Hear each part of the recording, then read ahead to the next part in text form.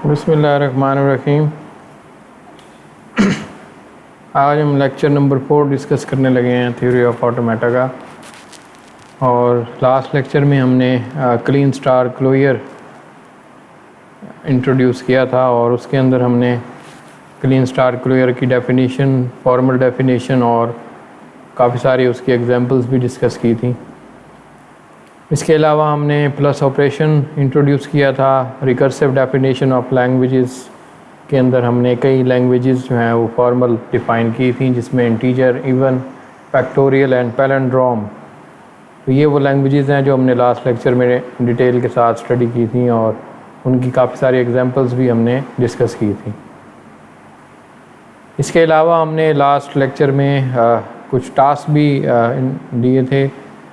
वो टास्क मुख्तलिफ उन्हीं चीज़ों के हवाले से थे जो हमने उस लेक्चर में डिस्कस की थी और उनका सलूशन हम इस लेक्चर में डिस्कस कर लेते हैं। तो पहला जो टास्क था वो हमारे पास ये है आपके सामने, जिसमें दो सेट हैं हमारे पास एस और टी। एस सेट के अंदर हमारे पास दो स्ट्रिंग हैं, ए बी और बी बी, और सेट टी के अंदर हमारे पास तीन स्ट्रिंग्स हैं, ए बी, बी बी और 4 बीज जो हैं ये हमारे पास। तो हमने ये शो करना था कि क्या एस स्टार इक्वल है टी स्टार के। तो इसका हमने जो सॉल्यूशन है वो आपके सामने है। तो यहाँ पे अब हमारे पास फर्ज करें एस सेट के अंदर ये दो स्ट्रिंग हैं और टी के अंदर ये तीन स्ट्रिंग्स हैं। तो सबसे पहले तो हमारे पास ये देखें कि S star is not equal to T star. उसकी वजह ये है कि एस के अंदर हमारे पास दो स्ट्रिंग्स हैं और टी के अंदर हमारे पास तीन स्ट्रिंग्स हैं, इसलिए ये दोनों सेट जो हैं वो बराबर तो नहीं हो सकते। इसके अलावा दूसरी जो बात हमने करनी है वो ये कि S star is element of T star. तो ये बात जो है वो ठीक है, क्योंकि एस स्टार के जो दोनों एलिमेंट्स हैं वो टी स्टार के अंदर मौजूद हैं, यानी ए बी और बी बी दोनों स्ट्रिंग्स जो हैं वो टी के अंदर मौजूद हैं। तो सॉल्यूशन में हम यही कह रहे हैं कि अगर तो एस जो है वो टी के अंदर मौजूद है तो एस स्टार की जितनी भी स्ट्रिंग्स हैं वो बिलोंग्स करेंगी टी स्टार के अंदर। लेकिन इसमें एक स्ट्रिंग है जो कि बी बी बी, ये स्ट्रिंग जो कि टी स्टार में तो मौजूद है लेकिन एस स्टार में ये नहीं है। तो ये इस बुनियादी तौर पर बराबर तो ना हुए सेट, लेकिन एस स्टार जो है वो is in the T star. इसके अलावा कुछ और सॉल्यूशन भी हमने देखे थे, उनका सॉल्यूशन आपकी स्क्रीन पे नज़र आ रहा है आपको। तो आपने भी अपने सॉल्यूशन को इसके साथ मैच करना है। अगर वो नहीं होता तो ये इसका जो बेसिक सॉल्यूशन है वो आपके सामने है। तो आज के टॉपिक की तरफ हम आते हैं और जो बेसिक टॉपिक हम आज डिस्कस करने लगे हैं वो रेगुलर एक्सप्रेशन का है। और regular expression theory of automata में काफ़ी इंपॉर्टेंट होती हैं, तो उसको हम जो है वो डिटेल से देखेंगे। बेसिकली हमने लास्ट लेक्चर में क्लीन स्टार क्लोजर और प्लस ऑपरेशन इंट्रोड्यूस किए थे। बेसिकली वही रेगुलर एक्सप्रेशन बनाते हैं। तो यहाँ पे हम फॉर्मल डेफिनेशन स्टार्ट करने लगे हैं। यहाँ पे लास्ट लेक्चर में हमने जैसे अभी कहा है कि ए स्टार जनरेट किया था और उसका जो सेट बना था वो नल स्ट्रिंग ए ये हमारे पास सेट बना था। जबकि ए प्लस जो हमने इंट्रोड्यूस किया था तो उसके लिए हमारे पास जो सेट बना था वो ए, डबल ए और ट्रिपल ए और 4 A's and up to the n. यहाँ पे अब आप गौर करें तो ये हम ए स्टार के अंदर नल स्ट्रिंग आ रही है और ए प्लस के अंदर जो है वो नल स्ट्रिंग नहीं है। तो हम यहाँ पे अब लैंग्वेज बना लेते हैं। ये एक लैंग्वेज है, ये भी एक लैंग्वेज है। तो ये ए स्टार से जो ये सेट बना है इसको हम लैंग्वेज 1 कह लेते हैं, यानी L1। और ए प्लस से जो सेट बना है इसको हम लैंग्वेज 2 कह देते हैं, L2। तो हमारे पास ये L1 और ये L2 जो है ये डिफ़ाइन हो गया। बेसिकली ये जो ए स्टार और ए प्लस हैं इन दोनों की रेगुलर एक्सप्रेशंस कहलाती हैं। तो ये रेगुलर एक्सप्रेशंस हैं, यानी L1 ए स्टार से L1 लैंग्वेज जनरेट होती है और ए प्लस से L2 लैंग्वेज जनरेट होती है। तो इसी तरह ए स्टार और A plus are called the regular expressions. तो यहाँ पे तो यहाँ पे ए प्लस ए स्टार और A star A generate the L2 language. ये तीनों रेगुलर एक्सप्रेशन हैं जो कि L2 लैंग्वेज को जनरेट करती हैं। अब हम रिकर्सिव डेफिनेशन डिफ़ाइन कर लेते हैं फॉर द रेगुलर एक्सप्रेशन। तो स्टेप 1 के अंदर every letter of sigma including the null string is a regular expression, यानी हर जो सिग्मा के अंदर अल्फ़ाबेट होगा या लेटर होगा वो एक रेगुलर एक्सप्रेशन हो सकती है। उसके साथ ये जो नल स्ट्रिंग है ये भी एक रेगुलर एक्सप्रेशन हो सकती है। स्टेप 2 के अंदर हम कह रहे हैं कि R1 and R2 are the regular expressions, then the R1 into R1 plus R2 and R1 star, ये चारों की चारों भी रेगुलर एक्सप्रेशन हैं। अगर तो इसमें R1 और R2 दोनों रेगुलर एक्सप्रेशंस हैं तो ये चारों भी रेगुलर एक्सप्रेशंस बनेंगी। तो इसके अलावा और कोई रेगुलर एक्सप्रेशन नहीं बनेगी इन दोनों के हवाले से। स्टेप 3 में हमने ये लिखा है। तो ये आप देख सकते हैं कि किस तरीके से रेगुलर एक्सप्रेशन को हम रिकर्सिवली डिफाइन कर सकते हैं। अब कुछ और एग्जांपल डिस्कस कर लेते हैं। जैसे कि हम यहाँ पे एक लैंग्वेज डिस्कस करने लगे हैं L, जिसके अंदर जो है वो नल स्ट्रिंग है x और ये अप टू द n।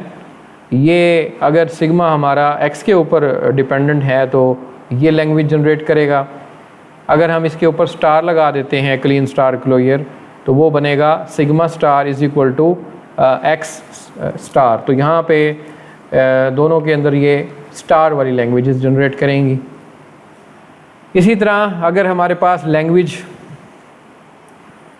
के ऊपर अगर फर्ज करें हमारे पास सेट्स मौजूद हैं x and xx and up to the n define over the alphabet sigma or is equal to x can be expressed by the regular expression x plus। ऊपर वाले सेट में नल स्ट्रिंग मौजूद थी इसलिए उसके लिए हमने x स्टार डिफ़ाइन किया था और ये हम देख चुके हैं कि अगर x प्लस हम यूज़ करते हैं तो उसके अंदर नल स्ट्रिंग जो है वो एग्जिस्ट नहीं करती। तो ये दोनों रेगुलर एक्सप्रेशन आपके सामने हैं। एक और अब कुछ हम एग्जांपल्स देखेंगे रेगुलर एक्सप्रेशंस के हवाले से। Now consider the another language L consisting of all possible string defined over the alphabet A, B. This language can also be expressed by the regular expression A plus B star। तो यहाँ पे ये हमारे पास alphabet A B हैं तो अगर इनकी regular expression A plus B star भी हो सकती है।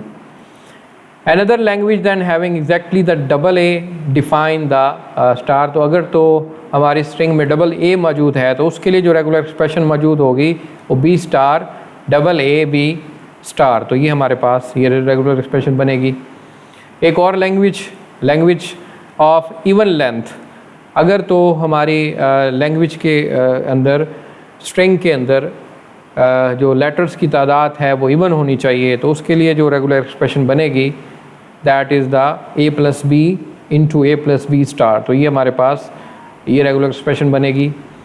Another language that is the odd length, यानी अगर तो उसके अंदर लेटर्स की तादाद ऑड है तो उसके लिए जो रेगुलर एक्सप्रेशन बनेगी वो alphabet over the A, B।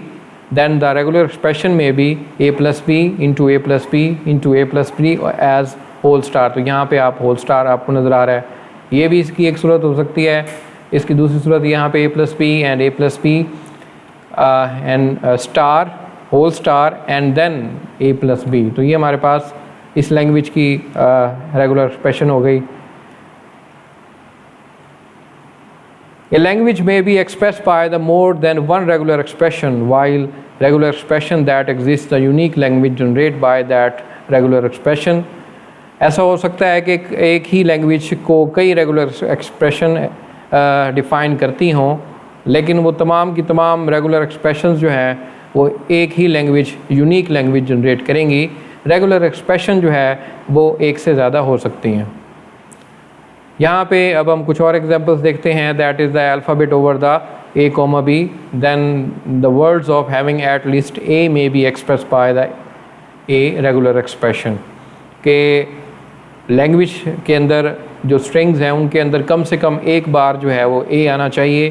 तो उसके लिए जो हम यहाँ पे रेगुलर एक्सप्रेशन डिफ़ाइन करने लगे हैं A plus B star A into A plus B star. एक और लैंग्वेज है जिसमें words having at least 1 A's and 1 B। ऐसी लैंग्वेज जिसमें एक दफ़ा A आए और एक दफ़ा B आए, तो इसके लिए जो रेगुलर एक्सप्रेशन बनेगी वो A plus B star, A into A plus B star, B into A plus B star plus A plus B star, B into A plus B star and A into A plus B star. तो ये एक regular expression जो है वो बनेगी। Another example, language of word starting with double A and ending with double B, यानी ऐसी string जिसको स्टार्ट डबल A से हो और एंड डबल B से हो, तो उसके लिए जो रेगुलर एक्सप्रेशन बनेगी A into A plus B star and lastly the B। तो ये हमारे पास ये स्ट्रिंग बनेगी। Another example, that word starting with A and ending with B। इसी तरह इसके जो अपोजिट है वो starting with B and ending with A, तो इसके लिए जो रेगुलर एक्सप्रेशन बनेगी वो A into A plus B star and B, फिर उसके बाद plus B into A plus B star A। तो ये रेगुलर एक्सप्रेशन बनेगी इस लैंग्वेज के लिए। तो यहाँ पे अब हमने रेगुलर एक्सप्रेशन की काफ़ी सारे एग्जांपल डिस्कस कर ली हैं।